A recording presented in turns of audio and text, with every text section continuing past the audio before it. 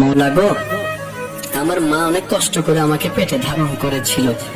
আমি যখন পেটে ছিলাম আমার মা ঘুমাতে পারেনি, বমির জ্বালায় খেতে পারেনি, গন্ধ খাবারের, ভালো খাবারের গন্ধ পর্যন্ত সইতে পারেনি আমার মা। আমাকে দুনিয়াতে আলো দেখাতে গিয়ে ভালো করে হাঁটতে বসতে আমার মা পারেনি। রাতের ঘুমকে আমি নষ্ট করে দিয়েছি।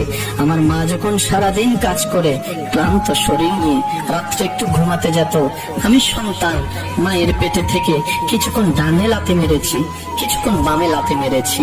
আমার সে লাথির যন্ত্রণায় আমার মা ব্যথা পেলেও কখনো ও শব্দ করেনি।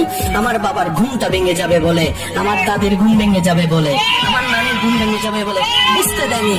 আল্লাহ গো, আমার মার জন্য আমি যদি চামড়া দিয়ে জুতোও বানাই দিই, আমার মা বাবার হক আমি আদায় করতে পারবো না। কিন্তু আজকে তো আমি অপারগ, কারণ এমন বাস্তবতা, কুল্লু নাফসিন যায়িকাতুল মউত, এটা এমন ছিল বাস্তব।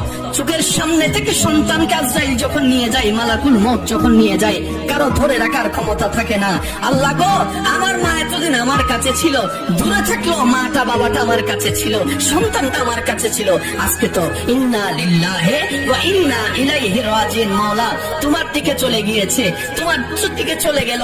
আল্লাহ, আমার মার জন্য আমি কিচ্ছু করতে পারি নাই, বাবার জন্য কোনো অবদান রাখতে পারি নাই, সেবা করতে পারি নাই। আল্লাহ, আমি দোয়া করছি সন্তান হয়ে, আল্লাহ আমার মা আমার বাবাকে তুমি ভালো রাখিও, শান্তিতে রাখিও, দয়া করিও সেরকম যেভাবে আমার উপর দয়া করেছিল, মায়া করেছিল ছোট্ট অবস্থায়।